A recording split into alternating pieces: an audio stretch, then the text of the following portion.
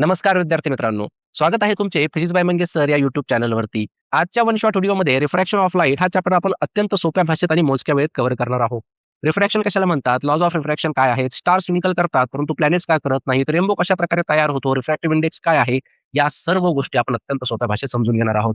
अजूनही भरपूर जणांना रिफ्रॅक्शन ऑफ लाईट हा चॅप्टर अवघड वाटतो. जर तुम्ही हा व्हिडिओ संपूर्ण स्किप न करता जर बघितला, तर तुम्हाला रिफ्रॅक्शन ऑफ लाईट हा अत्यंत चांगल्या पद्धतीने समजणार आहे. चला तर मग सुरुवात करूयात आजच्या आपल्या महत्त्वाच्या लेक्चरला. सर्वात आधी आपण रिफ्रॅक्शन ऑफ लाईट म्हणजे काय ते समजून घेऊयात. ज्यावेळेस कुठलाही लाईट रे हा एका मीडियम मधून दुसऱ्या मीडियम मध्ये एंटर करतो, म्हणजे ज्यावेळेस कुठलाही रे ऑफ लाईट एका मीडियम मधून दुसऱ्या मीडियम मध्ये ट्रॅव्हलिंग करायला सुरुवात करतो, त्यावेळेस त्या रेची बेंडिंग होत असते. तो जो रे असतो तो त्या इंटरफेसला वाकतो आणि ही जी बेंडिंग असते, या बेंडिंगलाच नॉर्मली आपण रिफ्रॅक्शन असं म्हणत असतो. ठीक आहे. आता बघा या ठिकाणी आपण बघितलं तर हा एक्सपेरिमेंट आहे एक जो तुम्ही शाळेमध्ये सुद्धा परफॉर्म केलेला असणार आहे. ठीक आहे. इथे काय केलेलं आहे, इथे एक ग्लास स्लॅब घेतलेला आहे. हे मटेरियल कोणतं आहे? ग्लास. आणि ग्लास एक मीडियम आहे. त्याच्या बाहेर जर आपण बघितलं तर इथे एअर आहे. आता एअर हे जे मीडियम आहे बघा, याची जी डेन्सिटी असते, एअरची डेन्सिटी ग्लासच्या डेन्सिटीपेक्षा कशी असणार आहे? कमी असणार आहे. कारण ग्लास एक सॉलिड मटेरियल आहे, बरोबर? त्यामुळे हा जो एअर मीडियम असतो, याला आपण रिअरर मीडियम असं देखील म्हणतो. आणि हा ग्लास जो असतो, या ग्लासला आपण डेन्सर मीडियम असं म्हणतो. कारण याची डेन्सिटी जी आहे, ती एअरच्या कंपॅरिझनमध्ये जास्त आहे. म्हणून याला काय म्हणायचं? Denser medium. ज्यावेळेस कुठलाही रे ऑफ लाईट एका मीडियम मधून दुसऱ्या मीडियम मध्ये जात असेल, त्यावेळेस ज्याची डेन्सिटी जास्त असते त्याला डेन्सर म्हणायचं आणि ज्याची डेन्सिटी कमी असते त्याला रिअरर असं म्हणायचं. ठीक आहे. आता इथे काय होत आहे बघा, हा जो AB दिसत आहे, या AB ला आपण इन्सिडंट रे असं म्हणणार. हा आहे इन्सिडंट रे. आता हा इन्सिडंट रे या ठिकाणी या पॉइंट वरती इन्सिडंट होत आहे. ज्या पॉइंट वरती तो इन्सिडंट होतो त्याला आपण पॉइंट ऑफ इन्सिडन्स असं म्हणतो. या पॉइंट ऑफ इन्सिडन्सला जर आपण एक परपेंडिक्युलर ड्रॉ केली, तर ही परपेंडिक्युलर आहे बघा. या पॉइंट ऑफ इन्सिडन्स वरती इथे 90 डिग्रीचा अँगल तयार होत असतो. तर नॉर्मली हा जो परपेंडिक्युलर असतो, या परपेंडिक्युलरला आपण नॉर्मल असं म्हणतो. ठीक आहे, ज्याला आपण या ठिकाणी कॅपिटल एन ने दाखवलेलं आहे. मग हा इन्सिडेंट रे या नॉर्मल सोबत जो अँगल तयार करतो त्याला आपण अँगल ऑफ इन्सिडन्स असं म्हणतो. याला आपण आय या लेटरने इंडिकेट करणार आहोत. तर आपल्याला काय लक्षात ठेवायचं आहे? अँगल आय म्हणजे कोण आहे? Angle of incidence. हे लक्षात ठेवायचं आहे. भरपूर वेळा पेपरला प्रश्न थोडासा ट्रिकी असतो कधी-कधी. सोपा आहे ओळखणं. लक्षात ठेवायचं आहे अँगल ऑफ इन्सिडन्स कुणामध्ये असतो? इन्सिडेंट रे आणि नॉर्मल मध्ये असतो. कधी-कधी ते म्हणतील, की इन्सिडेंट रे जो आहे, तो या सरफेस सोबत 60 डिग्रीचा अँगल तयार करतो. तर सांगा अँगल ऑफ इन्सिडन्स किती? तर काही जण या ठिकाणी 60च लिहितात. तर 60 हा अँगल ऑफ इन्सिडन्स येणार नाही. अँगल ऑफ इन्सिडन्स जो असणार आहे, तो असणार आहे 30. ठीक आहे. कारण हा टोटल किती आहे? 90 आहे. त्यापैकी हा जर 60 असेल, तर उरलेला हा जो अँगल असतो, त्याला आपण अँगल ऑफ इन्सिडन्स असं म्हणत असतो. तर ही गोष्ट जी आहे ती तुम्हाला लक्षात ठेवायची आहे, की अँगल ऑफ इन्सिडन्स हा कायम कुणामध्ये घेतला जाणार आहे? इन्सिडेंट रे आणि नॉर्मलमध्ये. आलं का लक्षात? हं. आता या ठिकाणी बघा. आता हा जो इन्सिडेंट रे आहे, आता हा जो आहे PQ याला आपण इंटरफेस म्हणूयात. ठीक आहे. इंटरफेस म्हणजे काय? आता इंटरफेसच्या वरती एक मीडियम आहे आणि त्याच्या खाली दुसरं मीडियम आहे. ठीक आहे. त्यामुळे त्याला आपण ती जी बाउंडरी आहे ना, ही बाउंडरी याला आपण या ठिकाणी इंटरफेस असं म्हणत आहोत. म्हणजे तो आता एअर म्हणजेच रिअरर मीडियम मधून तो आता डेन्सर मीडियम मध्ये जाणार आहे. ठीक आहे. मग आपल्याला काय अपेक्षित आहे, की हा जो इन्सिडेंट रे आहे, तो ॲज इट इज जायला पाहिजे होता, अशा पद्धतीने. ठीक आहे. परंतु इथे होतं काय? इथे ज्यावेळेस हा रे येतो, तर इथून हा रे थोडासा बेंड होतो आणि तो अशा पद्धतीने जातो. तर हा जो रे असतो बघा, या रेला आपण रिफ्रॅक्टेड रे असं म्हणतो. या रेला कोणता रे म्हणणार आहोत आपण? रिफ्रॅक्टेड रे. आणि ही जी बेंडिंग असते ना, या बेंडिंगलाच आपण रिफ्रॅक्शन ऑफ लाईट असं म्हणत असतो. आता हा रिफ्रॅक्टेड रे या नॉर्मल सोबत या ठिकाणी जो अँगल तयार करतो, त्याला आपण अँगल ऑफ रिफ्रॅक्शन असं म्हणत असतो. याला म्हणायचं आहे अँगल ऑफ रिफ्रॅक्शन. मग अँगल ऑफ रिफ्रॅक्शन कोणामध्ये झाला? रिफ्रॅक्टेड रे आणि नॉर्मल मध्ये. ठीक आहे. त्यानंतर इथे बघा, इथे आपण पुन्हा काय करणार आहोत, ज्या पॉइंटला हा इन्सिडेंट होईल यामध्ये, इथे परत एक परपेंडिक्युलर ड्रॉ करणार आहोत. त्याला आपण काय म्हणणार आहोत? नॉर्मल. याला मी एन डॅशने या ठिकाणी दाखवत आहे किंवा इथे ने दाखवलेलं आहे बघा ते.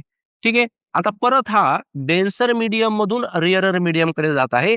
तर तो अशा पद्धतीने आपल्याला बेंड होताना पाहायला भेटतो. ठीक आहे. आता हा जो रे असतो बघा, या रेला आपण एमर्जंट रे असं म्हणतो. आणि हा एमर्जंट रे नॉर्मल सोबत जो अँगल तयार करत असतो, याला आपण अँगल ऑफ एमर्जन्स असं म्हणत असतो. म्हणजेच या ठिकाणी अँगल ई जो आहे, याला आपण काय म्हणणार आहोत? Angle of emergence. ठीक आहे. आता व्यवस्थितपणे विचार करा, इन्सिडेंट रे हा एअर मध्ये होता आणि हा एमर्जंट रे जो आहे तो सुद्धा एअर मध्येच आहे.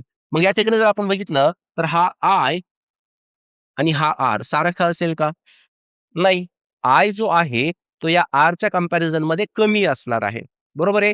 परंतु इथे जर आपण बघितलं तर हा आय आणि हा जो ई आहे ना हा सारखाच असतो का? कारण तो एकाच मीडियम मध्ये ट्रॅव्हल करताना पाहायला भेटतो. त्यामुळे आपण या ठिकाणी असं म्हणू शकतो की अँगल आय आणि अँगल ई हे दोन्ही सारखेच असतात या केसमध्ये. आलं का लक्षात? तर रिफ्रॅक्शन ऑफ लाईट म्हणजे काय? ज्यावेळेस कोणताही रे एका मीडियम मधून दुसऱ्या मीडियम मध्ये जात असतो, त्यावेळेस त्या रेची बेंडिंग होत असते आणि ही जी प्रोसेस असते, यालाच आपण रिफ्रॅक्शन ऑफ लाईट असं म्हणत असतो. तर डेफिनेशन बघा त्याची काय आहे? Light changes its direction when going from one transparent medium to another transparent medium and this is called refraction of light. Understood? ठीक आहे. तर हा बेसिक कॉन्सेप्ट आहे जो आपल्याला लक्षात ठेवायचा आहे. यानंतरचा जो कॉन्सेप्ट आहे तो आहे लॉज ऑफ रिफ्रॅक्शन. आता दोन लॉज ऑफ रिफ्रॅक्शन आपल्याला लक्षात ठेवायचे आहे.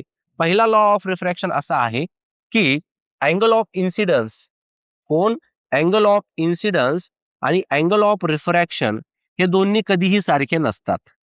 दिसतंय का आपल्याला या ठिकाणी? हा आय आणि हा आर सारखा आहे का? नाही. तर हाच पहिला लॉ आहे. The angle of incidence is not equal to angle of refraction. आता आपण जर बघितलं तर हा जो बोर्ड आहे तो एक प्लेन आहे बघा. बरोबर आहे. मग आपल्याला या ठिकाणी काय लक्षात येतं की इन्सिडेंट रे, नॉर्मल आणि हा रिफ्रॅक्टेड रे हे एकाच प्लेन मध्ये आहेत. बरोबर आहे की नाही? तर बघा, या ठिकाणी आपण फर्स्ट जो लॉ आहे तो असा म्हणू शकतो, incident ray and refracted ray at the point of incidence म्हणजे जिथे नॉर्मल आपण ड्रॉ केलेली आहे, are on the opposite sides of normal. हे दोन्ही कशा आहेत? या नॉर्मलच्या अपोजिट साइडला आहेत. एक इकडे आहे तर एक इकडे आहे. बरोबर? Are on the opposite sides of normal to the surface of slab at the point that is CD. And three म्हणजे कोण? Incident ray, refracted ray and normal हे तिन्ही एकाच प्लेन मध्ये असतात. Are in the same plane. हा जो आहे बघा, याला आपण फर्स्ट लॉ ऑफ रिफ्रॅक्शन असं म्हणू शकतो. ठीक आहे. आता जो सेकंड लॉ आहे, या सेकंड लॉला आपण स्नेल्स लॉ असं म्हणत असतो. हा लॉ काय सांगतो आपल्याला, की जो साइन आय आणि साइन आर यांचा रेशो जो असतो, साइन आय म्हणजे sine of angle of incidence आणि साइन आर म्हणजे sine of angle of refraction हा कॉन्स्टंट असतो. या कॉन्स्टंटलाच आपण पुढे रिफ्रॅक्टिव्ह इंडेक्स असं म्हणालेलो आहोत. बघा सेकंड लॉ काय आहे? For a given pair of media म्हणजे जे काही दोन मीडियम्स असतील, air and glass, the ratio of sine i to sine r is a constant. आणि यालाच आपण स्नेल्स लॉ देखील म्हणत असतो, हे लक्षात ठेवायचं आहे. मग पेपरला जर आपल्याला लॉज ऑफ रिफ्रॅक्शन जर विचारले तर हे दोन लॉ जे आहेत ते आपण पेपरला लिहिणार आहोत. आता यानंतरचा जो कॉन्सेप्ट आहे तो आहे रिफ्रॅक्टिव्ह इंडेक्स. रिफ्रॅक्टिव्ह इंडेक्स मीडियमची एक प्रॉपर्टी असते. ठीक आहे. म्हणजे जसं की आपण बघितलं तर बघा कोणत्याही मीडियम मधून ज्यावेळेस एखादा लाईट रे हा ट्रॅव्हल करतो, तर त्या लाईट रेची स्पीड किती असायला पाहिजे हे त्या मीडियम वरतीच डिपेंड आहे. बरोबर आहे. आता इथे जर आपण बघितलं तर मला सांगा, आता समजा हे कोणतं मीडियम आहे, हे एअर आहे. मीडियम 1 कोणतं आहे, एअर आहे आणि मीडियम 2 जे आहे ते ग्लास आहे. ठीक आहे. आता एअरची जी डेन्सिटी आहे, ती ग्लासच्या डेन्सिटीपेक्षा कमी आहे. बरोबर आहे. म्हणजे ज्यावेळेस रे हा या एअरमध्ये ट्रॅव्हल करत असणार आहे, त्यावेळेस त्याची स्पीड आपण कन्सिडर करूयात V1 आहे आणि ज्यावेळेस हा ग्लासमध्ये जाईल, त्यावेळेस त्याची जी स्पीड आहे, त्याला आपण V2 असं म्हणूया. मला सांगा कोणती स्पीड जास्त असेल? V1 जास्त असेल का V2? हा V1 जास्त असेल ना, कारण त्याला ज्यावेळेस तो लाईट रे ट्रॅव्हल करणार आहे, तर ट्रॅव्हल करताना याला अपोझिशन खूप कमी आहे. याला अपोझिशन जास्त आहे कारण याचं डेन्सिटी जी आहे, या मीडियमची डेन्सिटी जी आहे ती जास्त आहे. बाजाराच्या दिवशी जर आपल्याला गाडी चालवायची असेल त्या बाजाराच्या रोडमधून, तर आपण आपल्या गाडीची स्पीड कमी ठेवतो. कारण गर्दी खूप जास्त आहे. म्हणजे काय डेन्सिटी खूप जास्त आहे. तसा हा लाईट रे जो आहे, तो रिअरर मीडियम मधून डेन्सर मीडियम मध्ये जाणार आहे. मग इथे काय झालं? इथे डेन्सिटी जास्त असल्या कारणाने गर्दी जास्त आहे. त्यामुळे याची जी स्पीड असते V1 ही V2 पेक्षा कशी असणार आहे? जास्त असणार आहे. बरोबर आहे की नाही? मग हे कशावरती डिपेंड झालं? त्या मटेरियलच्या किंवा त्या मीडियमच्या प्रॉपर्टीवरती. तर ही जी प्रॉपर्टी आहे नॉर्मल यालाच आपण रिफ्रॅक्टिव्ह इंडेक्स असं म्हणत असतो. पण डेफिनेशन लिहिताना आपण काय म्हणणार आहोत? Refractive index is the ratio of velocity of light in medium 1 to the velocity of light in medium 2. हीच डेफिनेशन लिहायची. स्नेल्स लॉ मध्ये आपण जे बघितलं, स्नेल्स लॉ मध्ये आपण काय म्हणतोय? साइन आय आणि साइन आर ह्या दोघांचा जो रेशो आहे तो कॉन्स्टंट आहे, ज्याला आपण रिफ्रॅक्टिव्ह इंडेक्स म्हणत असतो. परंतु हे डेफिनेशन मध्ये लिहायचं नाही. डेफिनेशन मध्ये आपण काय लिहिणार आहोत? रेशो लिहायचा. कुणाचा? Velocity of light in medium 1 to the velocity of light in medium 2. आलं का लक्षात? बघा रिफ्रॅक्टिव्ह इंडेक्स बद्दल काय सांगितलेलं आहे. Refractive index depends on the velocity of light in the medium. Refractive index of medium with respect to vacuum याची ही definition कधी कधी पेपरला असते की ऍब्सोल्यूट रिफ्रॅक्टिव्ह इंडेक्स आपण कशाला म्हणायचं. त्यामध्ये आपण काय करत असतो? कुठल्याही मीडियमचा रिफ्रॅक्टिव्ह इंडेक्स हा आपण व्हॅक्युमच्या रिफ्रॅक्टिव्ह इंडेक्स सोबत घेत असतो. आता व्हॅक्युम म्हटलं तर व्हॅक्युम मध्ये स्पीड ऑफ लाईट किती असते? व्हॅक्युम मध्ये जी स्पीड ऑफ लाईट असते बघा, ती असते 3 × 10⁸ मीटर पर सेकंद. एवढी स्पीड असते लाईटची. म्हणजे जवळपास 3 लाख किलोमीटर पर सेकंद एवढी स्पीड ऑफ लाईट असणार आहे व्हॅक्युम मध्ये. मग जर आपण त्या मीडियमची जी रिफ्रॅक्टिव्ह इंडेक्स आहे ती जर व्हॅक्युम सोबत कन्सिडर केली, तर त्या ठिकाणी आपल्याला जो रिफ्रॅक्टिव्ह इंडेक्स भेटतो त्याला ऍब्सोल्यूट रिफ्रॅक्टिव्ह इंडेक्स असं म्हणत असतात. ठीक आहे. मग रिफ्रॅक्टिव्ह इंडेक्सची डेफिनेशन आहे बघा. इथे मी 1 लिहितो. याला वाचायचं कसं माहितीये का? ही जी टर्म आहे बघा, याला वाचताना असं म्हणायचं, refractive index of medium 2 with respect to medium 1. ठीक आहे. रिफ्रॅक्टिव्ह इंडेक्स एन म्हणजे कोण? Refractive index. तर refractive index of medium 2 with respect to medium 1. म्हणजे आपण विथ रिस्पेक्ट टू म्हटलं की इथे लिहितोय ते. ठीक आहे. मग हा काय असतो? बघा या ठिकाणी refractive index of medium 2 with respect to medium 1. ठीक आहे. Velocity of light in medium 1 to the velocity of light in medium 2. म्हणजे याला आपण V2 अपॉन V1 असं देखील म्हणू शकतो. आणि हा कशाच्या बरोबर आहे? हा refractive index of medium 2 upon refractive index of medium 1 याच्या बरोबर आहे. हा फॉर्म्युला खूप महत्वाचा आहे जो न्यूमेरिकल मध्ये आपण वापरणार आहोत. ठीक आहे. लक्षात आले तुमच्या? याला काय वाचणार आपण? असं असेल तर याला आपण म्हणणार refractive index of medium 1 with respect to refractive index of medium 2. आलं का लक्षात? ठीक आहे. आता इथे बघा तुम्ही V2 upon V1 equal to N2 upon N1 याचा अर्थ असा झाला की रिफ्रॅक्टिव्ह इंडेक्स आणि व्हेलॉसिटी ऑफ लाईट हे दोघे एकमेकांना इनव्हर्सली प्रोपोर्शनल असतात. ज्याचा रिफ्रॅक्टिव्ह इंडेक्स जास्त असेल, जिथे रिफ्रॅक्टिव्ह इंडेक्स हा जास्त असेल, तिथे व्हेलॉसिटी जी असते ती कमी असते. आणि रिफ्रॅक्टिव्ह इंडेक्स हा डेन्सिटीवरती पण असतो डिपेंड. आपण असं म्हणू शकतो शॉर्टमध्ये काय? जिथे जास्त डेन्सिटी असेल ना, तिथे जास्त रिफ्रॅक्टिव्ह इंडेक्स असतो. आता एअरची डेन्सिटी या ग्लासच्या डेन्सिटीपेक्षा कमी आहे. या एअरचा जो रिफ्रॅक्टिव्ह इंडेक्स आहे तो या ग्लासच्या कंपॅरिझन मध्ये कमी असतो. त्याच्यामुळे याची इथे रिफ्रॅक्टिव्ह इंडेक्स कमी आहे म्हणून व्हेलॉसिटी जास्त आहे, इथे रिफ्रॅक्टिव्ह इंडेक्स जास्त आहे म्हणून व्हेलॉसिटी कमी आहे. लक्षात येत आहे का? तुम्ही अशा प्रकारेही याला लक्षात ठेवू शकता. शेवटी तुमचं लक्षात राहणं महत्वाचं आहे, की रिफ्रॅक्टिव्ह इंडेक्स जर जास्त असेल तर लक्षात ठेवायचं व्हेलॉसिटी तिथे कशी असणार आहे, कमी असणार आहे. ठीक आहे. आणि काही मटेरियल्स आहेत ज्याचे रिफ्रॅक्टिव्ह इंडेक्स तुम्हाला माहिती पाहिजे, जसं की एअर आहे. आता एअरचा जो रिफ्रॅक्टिव्ह इंडेक्स आहे बघा, तो नॉर्मली आपण 1 घेत असतो. एअरचा किती आहे? एअरचा रिफ्रॅक्टिव्ह इंडेक्स आपण किती घेतो? 1. ऍक्च्युअली ते 1.0003 असं आहे. अप्रॉक्सिमेटली आपण 1 घेत असतो. जो वॉटर आहे बघा, वॉटरचा रिफ्रॅक्टिव्ह इंडेक्स लक्षात ठेवायचा 1.33. ठीक आहे. आता वॉटरची डेन्सिटी एअरच्या कंपॅरिझनमध्ये जास्त असणार, त्यामुळे त्याचा रिफ्रॅक्टिव्ह इंडेक्स झाला 1.33. त्यानंतर ग्लासचा लक्षात ठेवायचा. एक टेबल दिलेला आहे तुम्हाला आणि त्यापैकी कमीत कमी आपल्याला हे 3-4 माहिती पाहिजे. एअरचा 1 असतो, वॉटरचा 1.33 असतो, ग्लासचा 1.52 असतो आणि सर्वात जास्त डायमंडचा असतो. डायमंडचा रिफ्रॅक्टिव्ह इंडेक्स आहे 2.42. ठीक. तर तुम्हाला हे 4 जे रिफ्रॅक्टिव्ह इंडेक्स आहेत ते माहिती पाहिजे. आलं का लक्षात? फॉर्म्युला समजला, डेफिनेशन समजली, ऍब्सोल्यूट रिफ्रॅक्टिव्ह इंडेक्स समजला. हे व्यवस्थितपणे प्रिपेअर करा. त्यापैकी पेपरला काही ना काही विचारलं जाईल. नेक्स्ट कॉन्सेप्ट बघूयात. Refraction of light in a different media. आता ज्यावेळेस रे ऑफ लाईट एका मीडियम मधून दुसऱ्या मीडियम मध्ये जातो, तर तो कशा प्रकारे बेंड होतो याचे काही नियम आहेत. पहिला नियम काय आहे बघा. आता इथे बघा, इथे कोणतं मीडियम आहे? हे रेअरर मीडियम आहे. हे कोणतं मीडियम आहे? डेन्सर मीडियम आहे. म्हणजे हा जो रे आहे बघा, तो इकडून येत आहे, रेअरर मीडियम मधून येत आहे आणि तो आता या डेन्सर मीडियम मध्ये रिफ्रॅक्ट होत आहे. तर हा कुठे बेंड झाला बघा बरं. ही नॉर्मल आहे ना, याला काय म्हणतात? नॉर्मल असं म्हणतात. म्हणजे हा नॉर्मल कडे बेंड झाला.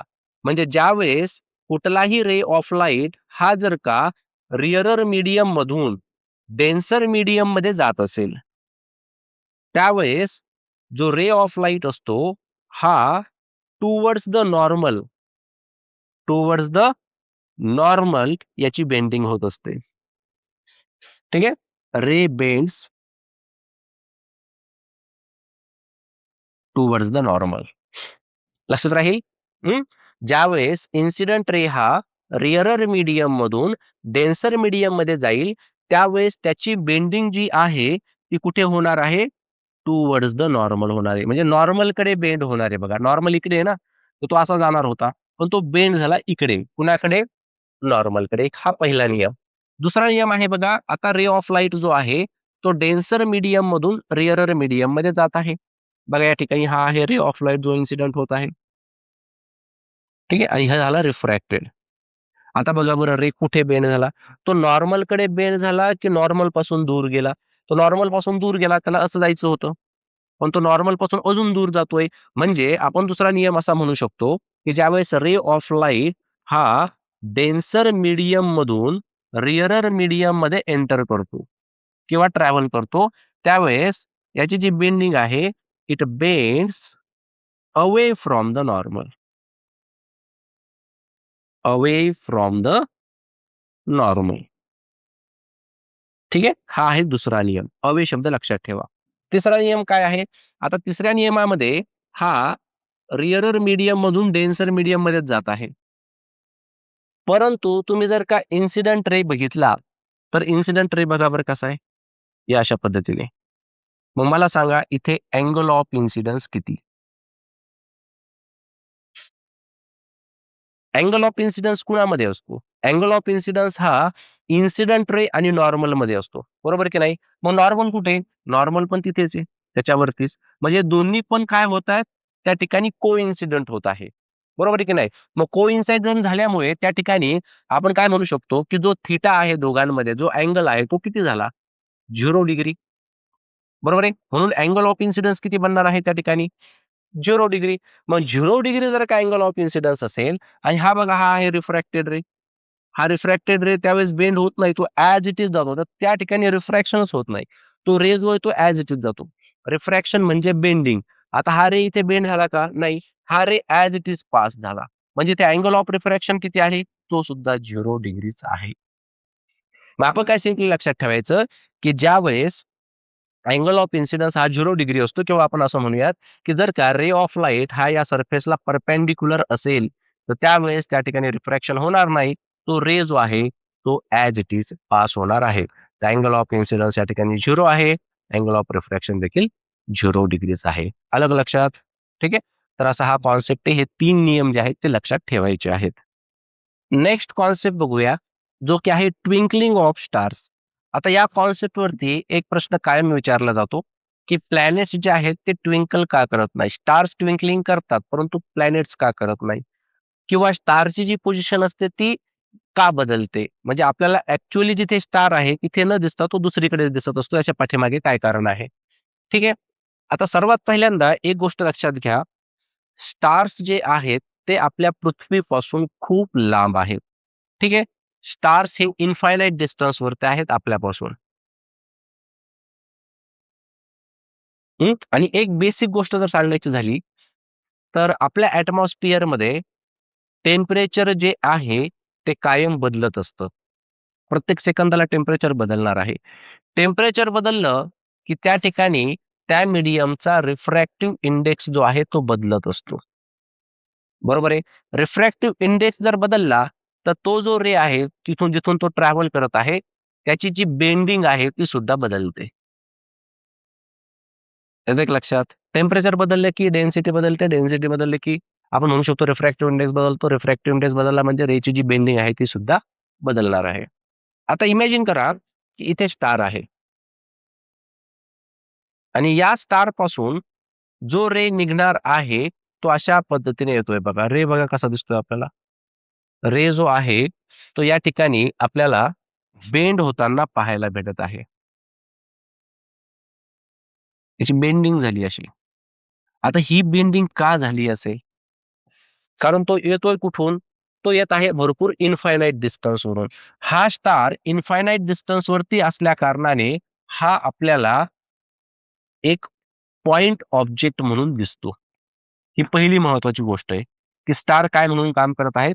एक पॉइंट ऑब्जेक्ट म्हणून काम करत आहेत. छोटासा दिसतो ना तो आपल्याला एकदम. त्यामुळे त्याला आपण पॉइंट ऑब्जेक्ट असं म्हणत आहोत. आणि तिथून येणारा जो रे आहे, त्याला खूप लांबचं जे डिस्टन्स आहे ते ट्रॅव्हल करायचं आहे. मग हे डिस्टन्स ट्रॅव्हल करत असताना या ठिकाणी कंटिन्युअसली काय होणार आहे? मीडियमचा जो काही रिफ्रॅक्टिव्ह इंडेक्स आहे तो बदलणार आहे. आणि रिफ्रॅक्टिव्ह इंडेक्स बदलल्या कारणाने हा जो रे आहे, हा अशा पद्धतीने आपल्याला बेंड होताना पाहायला भेटत आहे. बरं मला सांगायचं होतं तुम्हाला, की रिफ्रॅक्टिव्ह इंडेक्स कसा बदलतो. समजा ही अर्थ सरफेस आहे. ठीक आहे. समजा आता उन्हाळा असेल, तर उन्हाळ्यामध्ये आता ही जी जमीन आहे ही भरपूर तापणार आहे, भरपूर गरम असणार आहे आणि या जमिनीच्या जवळ जी काही हवा असणार आहे, त्या हवेचं सुद्धा टेम्परेचर वाढणार आहे. कारण या हवेला या जमिनीपासून काय भेटत आहे? हीट भेटत आहे. त्यामुळे या ठिकाणी जी असणारी हवा असते, याचं जे टेम्परेचर असतं, हे टेम्परेचर वाढतं बघा. बरं टेम्परेचर वाढल्यामुळे काय झालं? टेम्परेचर वाढल्यामुळे या ठिकाणची जी एअर असते, या एअरमध्ये असणाऱ्या मॉलिक्यूलला एनर्जी भेटते आणि ते एकमेकांपासून दूर जायला लागतात. दूर जायला लागले म्हणजे त्यांची डेन्सिटी कमी झाली. डेन्सिटी कमी झाली म्हणजे या ठिकाणी असणारा जो रिफ्रॅक्टिव्ह इंडेक्स आहे, तो कमी झाला.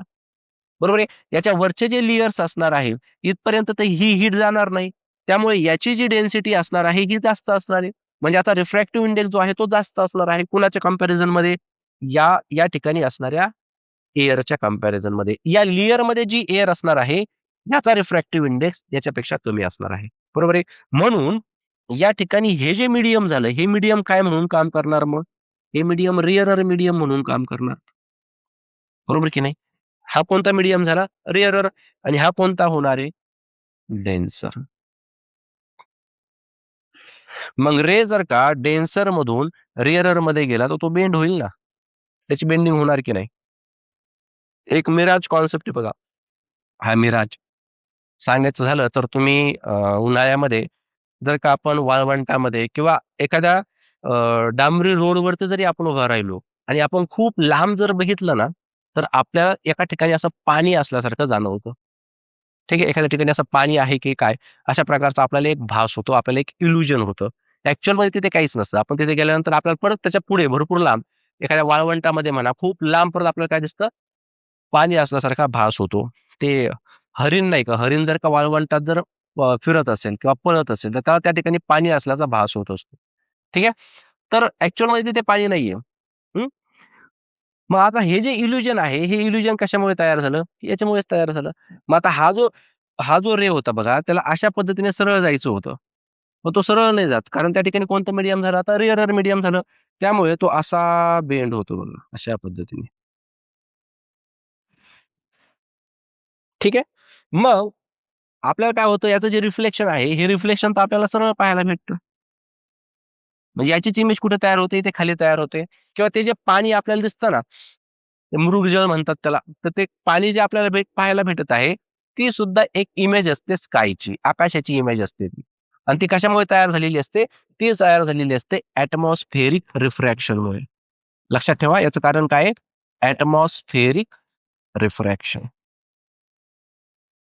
त्यालाच मिराज असं म्हटलं जातं. आलं की लक्षात? हं. तर चला येऊयात आपण स्टार्स वरती परत.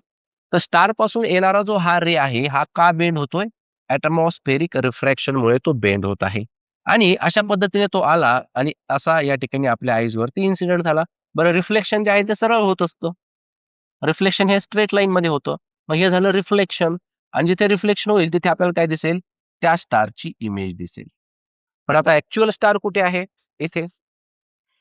इथे पोझिशन आहे त्याची. आपल्याला कुठे दिसतोय? इथे. तर ही जी पोझिशन असते, आपण त्याला त्याची ॲपरंट पोझिशन असं म्हणत असतो. ॲक्चुअलमध्ये तो इथे आहे, पण तो आपल्याला इथे दिसत आहे. ठीक आहे? तर बघा आणि हा ट्विंकलिंग का करतो? आता ही एक महत्त्वाची गोष्ट आहे, की तो ट्विंकलिंग का करतोय?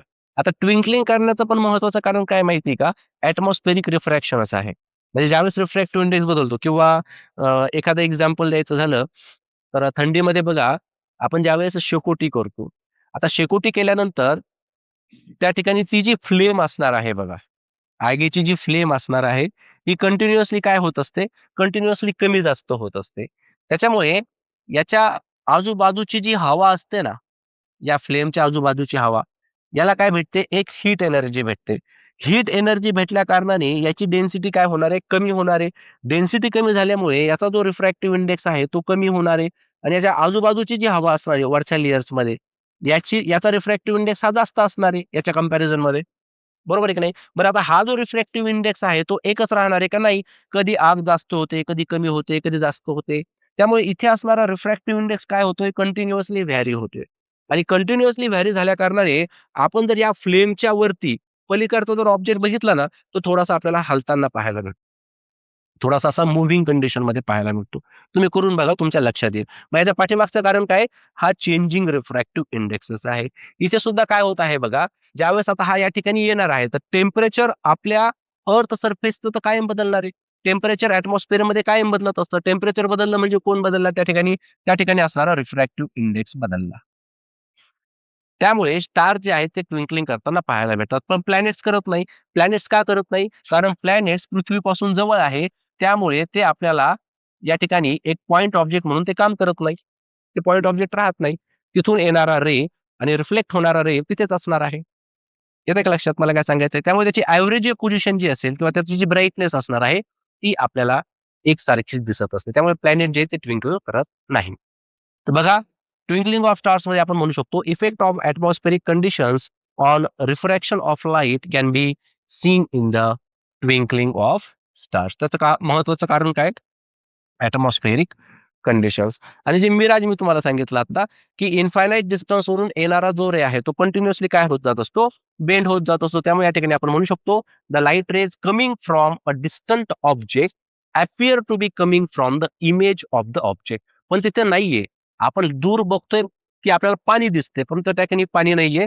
ते आपलं एक इल्युजन आहे. So that appear to be coming from image of the object inside the ground and this is called mirage. याची डेफिनेशनही पेपरला विचारली जाते. त्यामुळे हे डेफिनेशन ठेवा. त्यानंतर ट्विंकलिंग ऑफ स्टार्स का होतं याचं कारणही लक्षात ठेवा. आणि प्लॅनेट्स का ट्विंकलिंग करत नाही हे एक महत्वाचा पार्ट. यानंतरचा पार्ट आहे बघा डिस्पर्जन ऑफ लाईट. आता डिस्पर्जन ऑफ लाईट म्हणजे काय? आपण या ठिकाणी प्रिझमच्या माध्यमातून समजून घेऊयात. तर हा प्रिझम आहे बघा. ठीक आहे.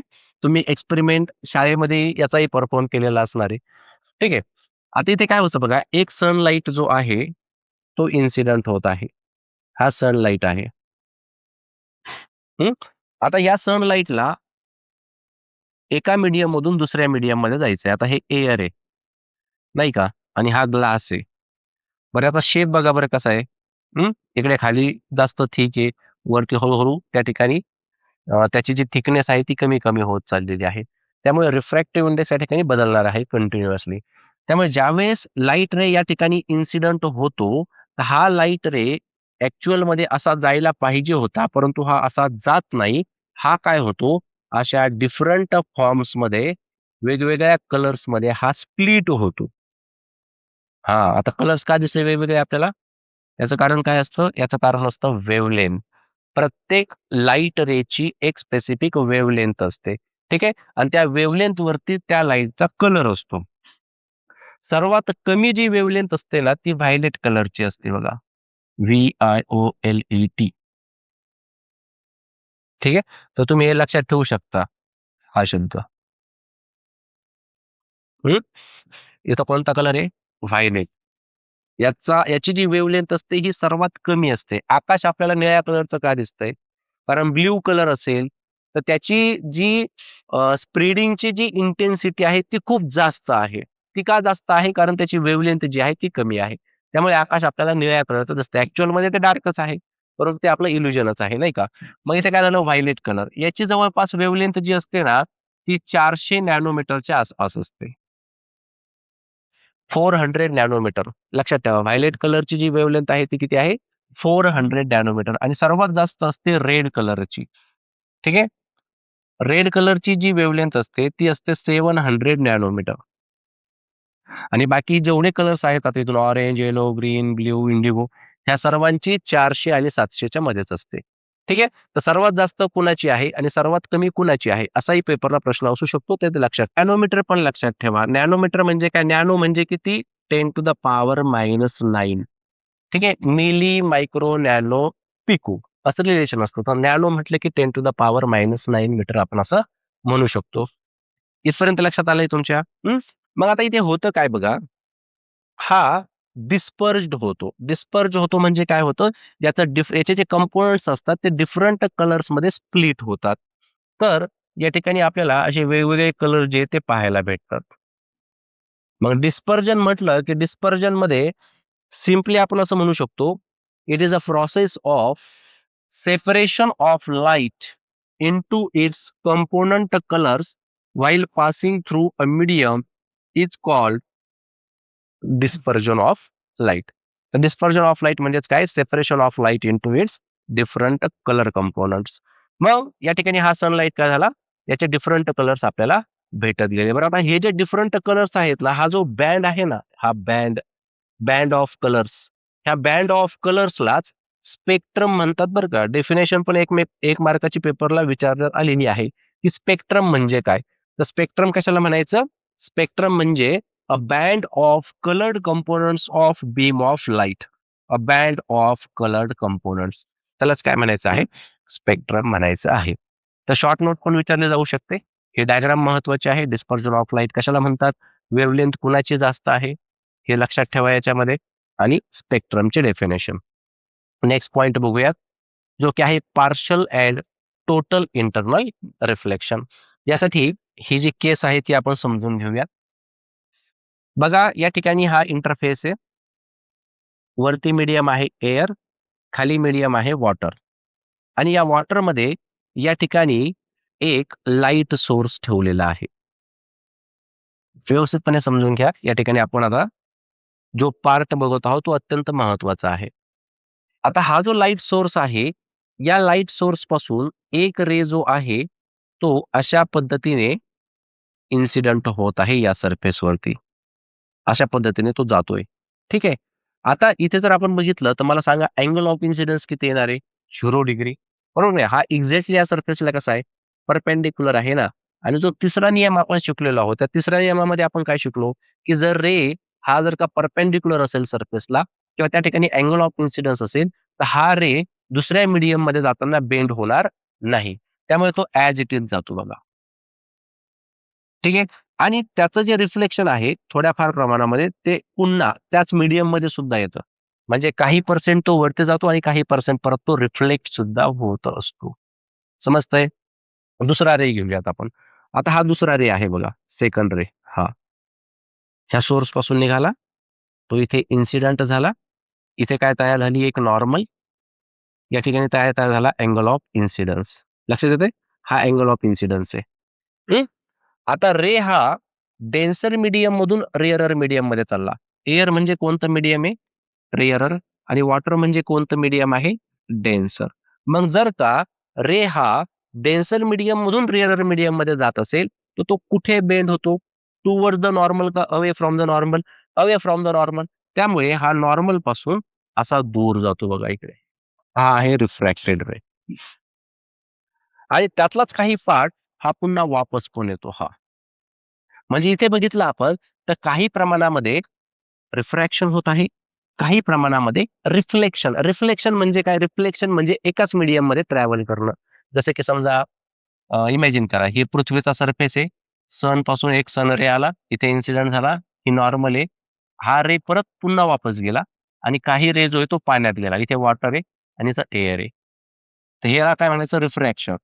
दुसऱ्या मीडियम मध्ये तो गेला की रिफ्रॅक्शन, आणि एकाच मीडियम मध्ये फिरत राहिला तर रिफ्लेक्शन. मग हा काय होतोय, हा जातोय आणि पुन्हा वापस येत आहे विथ सर्टन अँगल. हे काय झालं, हे झालं रिफ्लेक्शन. याला म्हणतात पार्शल रिफ्लेक्शन. पार्शल रिफ्लेक्शन म्हणजे अर्धवट. पार्शल या शब्दाचा अर्थ काय झाला, अर्धवट. येते का लक्षात? म्हणजे ते रिफ्रॅक्शन पण होत आहे आणि रिफ्लेक्शन पण होत आहे. पण हे पार्शियल रिफ्लेक्शन आहे. मग आपण पुढच्या रेचा स्टडी करूयात. आता इथून हा एक रे निघाला, तो इथे इन्सिडेंट झाला.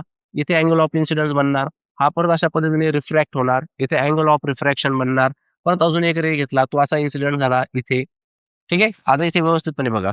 हा झाला इन्सिडेंट रे, आणि रिफ्रॅक्टेड रे जो आहे तो अशा पद्धतीने जायला लागला. बरोबर आहे का नाही? मग इथे जर आपण बघितलं, तर हा जो अँगल ऑफ रिफ्रॅक्शन आहे, हा किती बनतोय, 90 डिग्री बनतोय.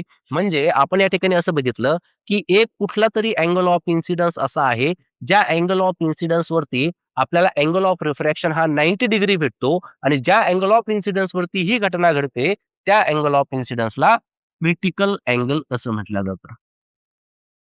आलं का लक्षात? क्रिटिकल अँगलची डेफिनेशन पेपरला असते.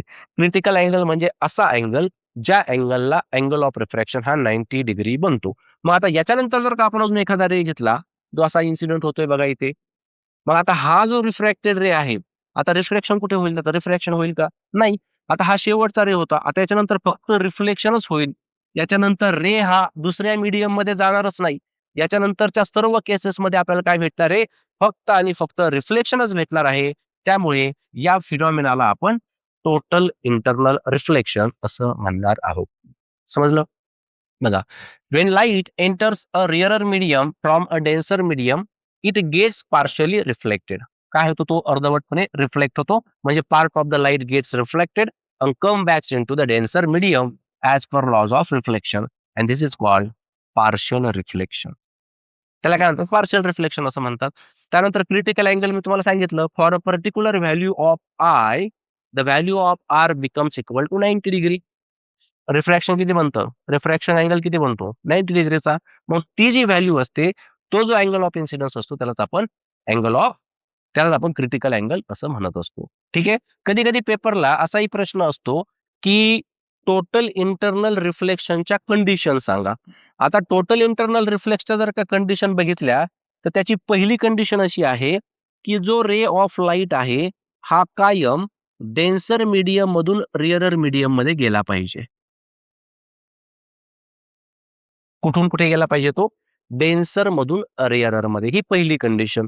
आणि दुसरी कंडिशन, एक कोणता तरी अँगल असा पाहिजे, ज्या अँगल वरती तुम्हाला अँगल ऑफ रिफ्रॅक्शन हा 90 डिग्री भेटायला पाहिजे. म्हणजे क्रिटिकल अँगल. बरोबर ना? याला काय म्हणतात, क्रिटिकल अँगल म्हणतात. ह्या दोन कंडिशन ज्या आहेत, त्या टोटल इंटरनल रिफ्लेक्शन साठी गरजेच्या असतात. एवढा पार्ट जो आहे, जो तुम्हाला या कॉन्सेप्ट मध्ये माहिती पाहिजे. आलं का लक्षात? आता यानंतर रेनबो फॉर्मेशन बघूया. आता रेनबो फॉर्मेशन मध्ये सुद्धा अजून बघितलं असेल, की पाऊस पडल्यानंतर आपल्याला एक रेनबो पाहायला भेटतो. मग ते रेनबो फॉर्मेशन मध्ये होतं काय बघा. समजा हा वॉटर ड्रॉपलेट आहे, पाण्याचा एक थेंब आहे, आणि तो आता ऍटमॉस्फिअर मध्ये प्रेझेंट आहे. पाण्याचा जो थेंब असतो ना, तो ऍटमॉस्फिअर मध्ये एक स्मॉल प्रिझम म्हणून काम करतो बरं का. काय म्हणून काम करेल तो, एक स्मॉल प्रिझम म्हणून काम करेल. मग हा लाईट रे आहे, हा लाईट रे या ठिकाणी इन्सिडेंट होणार. इथे लाईट रे इन्सिडेंट झालं की ते काय होतं, याचं डिस्पर्जन होतं. बरोबर आहे. डिस्पर्जन झाल्यानंतर इथे काय होतंय बघा, आतमध्येच हा रिफ्लेक्ट होतोय. म्हणून तिथे टोटल इंटरनल रिफ्लेक्शन सुद्धा घडत आहे आणि तो परत इकडे बाहेर पण येत आहे. म्हणजे एका मीडियम मधून दुसऱ्या मीडियम मध्ये सुद्धा तो जात आहे.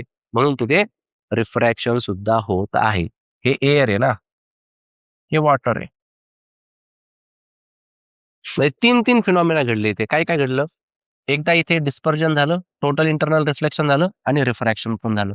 त्यामुळे आपण म्हणू शकतो, it is the combined effect of number of natural process. It is the combined effect of dispersion, refraction and total internal reflection of light. ठीक आहे. तर डिस्पर्जन होत असतं ज्यावेळेस लाईट रे या ठिकाणी येतो आणि मग हे येणारे जे रेज आहेत, याची वेव्हलेंथ काय असते? वेगवेगळी असते. वेव्हलेंथ जर वेगवेगळी असेल, त्याचे कलर सुद्धा वेगवेगळे असतात. त्यामुळे त्या ठिकाणी रेनबो जो आहे तो आपल्याला पाहायला भेटत असतो. ठीक आहे. तर हा झाला तुमचा थेरॉटिकल पार्ट या चॅप्टरचा. जर तुम्हाला थिअरीमध्ये कुठे अडचण असेल तर ती तुम्ही कमेंटमध्ये नक्की टाका. मी त्याचं उत्तर तुम्हाला 100% देईन. आता आपण काही इम्पॉर्टंट न्यूमेरिकल्स बघूयात, ज्यामध्ये फर्स्ट न्यूमेरिकल आहे, if the speed of light in a medium is 1.5 into 10 to the power 8. आता स्पीड ऑफ लाईट याला आपण V1 म्हणूयात फर्स्ट मीडियमसाठी. That is 1.5 into 10 to the power 8 metre per second. पुढे म्हणतात, what is the absolute refractive index of the medium? कोणता? Absolute. Absolute refractive index कशाला म्हणतात? या मीडियमचा रिफ्रॅक्टिव्ह इंडेक्स आपण कोणासोबत घेत असतो? बोला. या मीडियमचा रिफ्रॅक्टिव्ह इंडेक्स आपण स्पीड ऑफ लाईट सोबत घेत असतो. बरोबर आहे की नाही? म्हणून आपण या ठिकाणी काय म्हणणार, इथे आपण म्हणूया स्पीड ऑफ लाईट किती आहे? ते आहे 3 into 10 to the power 8 metre per second. याचा फॉर्म्युला आहे, refractive index is equal to speed of light upon V1. म्हणजेच N is equals to C किती आहे? तो आहे 3 इंटू 10 टू द पॉवर 8. त्यानंतर V1 किती आहे? तो आहे 1.5 into 10 to the power 8. 10 to the power 8, 10 to the power 8 cancel. या ठिकाणी N is equals to 3 upon 1.5. हे दीड आहे ना, त्याचे डबल केले की 3. So N is equals to, तर हा जो ऍब्सोल्यूट रिफ्रॅक्टिव्ह इंडेक्स आहे तो आपल्याला भेटत आहे 2. नेक्स्ट न्यूमेरिकल बघूयात. If the absolute refractive indices of glass and water are 3/2 and 4/3 respectively. आता बघा या ठिकाणी आपल्याला काय दिलेलं आहे? रिफ्रॅक्टिव्ह ऍब्सोल्यूट रिफ्रॅक्टिव्ह इंडेक्स आहे बरं का हा. म्हणजे कुणासोबत घेतलेला असणार आहे हा? हा घेतलेला असणार आहे व्हॅक्युम सोबत. बरोबर आहे. मग आपण असं म्हणू शकतो या ठिकाणी की रिफ्रॅक्टिव्ह इंडेक्स ऑफ ग्लास किती आहे? तो आहे 3/2 आणि रिफ्रॅक्टिव्ह इंडेक्स ऑफ वॉटर जो की आहे 4/3. What is the refractive index of glass with respect to water? हे लिहायचं कसं, हे महत्वाचं बरं का. याला व्यवस्थितपणे वाचायचं आधी. Refractive index of glass with respect to water. चला मग याला आपण या ठिकाणी फाइंड आउट करूयात. Refractive index of glass with respect to water म्हणजे refractive index of glass upon refractive index of water. बरोबर आहे. Refractive index of glass with respect to water. Refractive index of glass किती आहे? जो की आहे 3/2 आणि रिफ्रॅक्टिव्ह इंडेक्स ऑफ वॉटर किती आहे? जो आहे 4/3.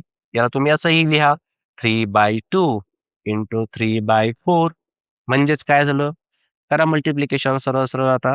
म्हणजे आपल्याला काय भेटेल? आपल्याला भेटेल refractive index of glass with respect to water, जो की असणार आहे 3 इंटू 3 9 आणि 4 इंटू 2 8. अंडरस्टूड?